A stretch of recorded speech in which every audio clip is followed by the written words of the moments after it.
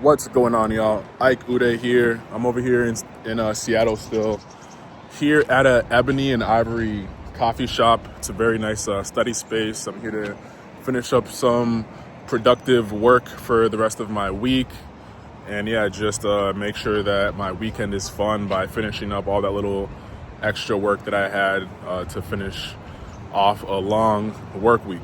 I hope you guys are doing well.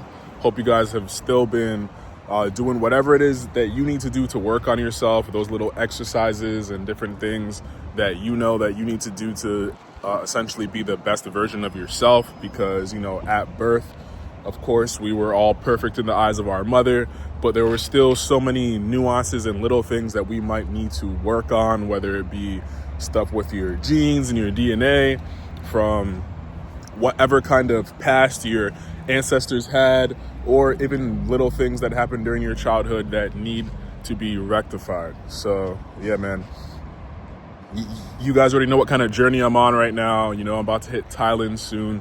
You know that I'm doing these little speech therapy and public speaking kind of exercises to see how much of an improvement I could really make when I'm taking it seriously / approaching it on a day-to-day basis. So that is what we are jumping right into today. I'm about to just give you guys a little update. My last video yesterday, I was telling you guys how I was reaching a little bit of a plateau point at the end of a long week of doing different speech exercises. I started to notice a little bit of the annoying habits that I've been working on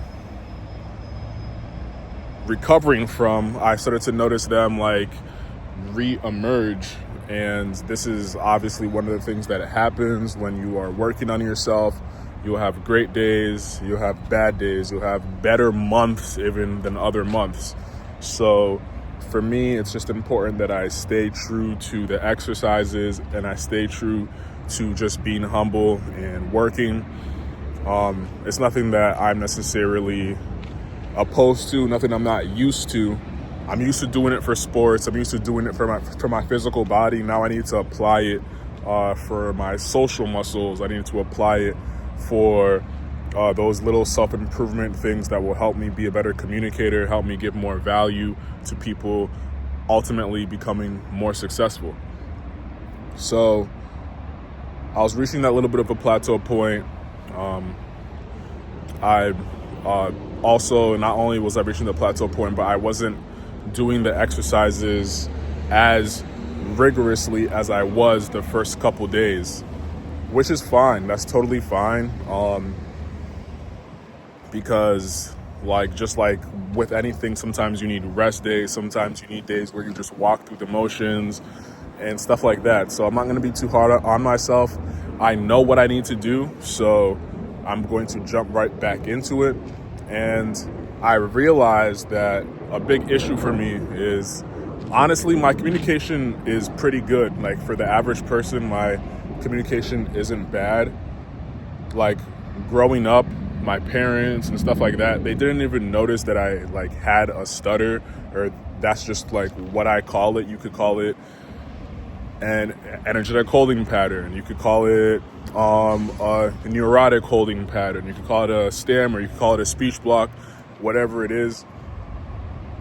The adults in my life didn't even realize I had this issue just because of how good I was at masking it up and how good I was at, I had friends, I spoke up even though my voice shook or I sucked at it, and that still allowed me to have a pretty eventful childhood, to the point where I was able to build up ways of hiding my issues, not actually solving my issues. And I'm realizing that there is an element of my personality that I believe I have a extremely strong self of identity, and that's a great thing. But that's only really a perfect thing if you've worked on all of the kinks. Once you've worked on the kinks, you couple that with a strong sense of self and a strong identity. I mean, you are with the greats of the world. But if you have a strong self identity and you have certain habits that you want fixing, it might be a little bit more difficult for you. So it's like my speech is pretty fluent, but I'm so hyper aware of where it's not fluent. And to get it fluent is actually an extremely head smashing, mind boggling, like it's an extremely strong process. It's an extremely rigorous and hard process for me to like fully get my speech to where it is that I actually want it to be. And it's just from having such a strong self-identity in certain patterns that I've already had.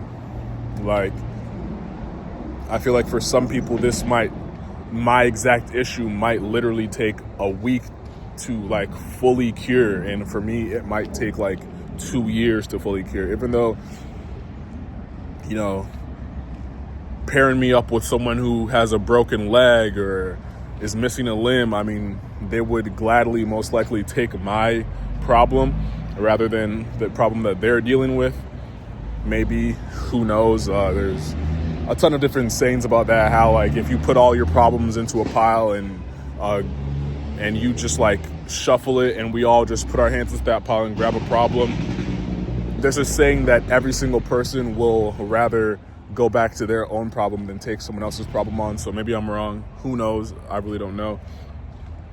But yeah, just that strong sense of self and strong sense of self-identity sometimes could actually make it more difficult for you to change certain habits about yourself. So I think it's really good that I was able to pick up on that.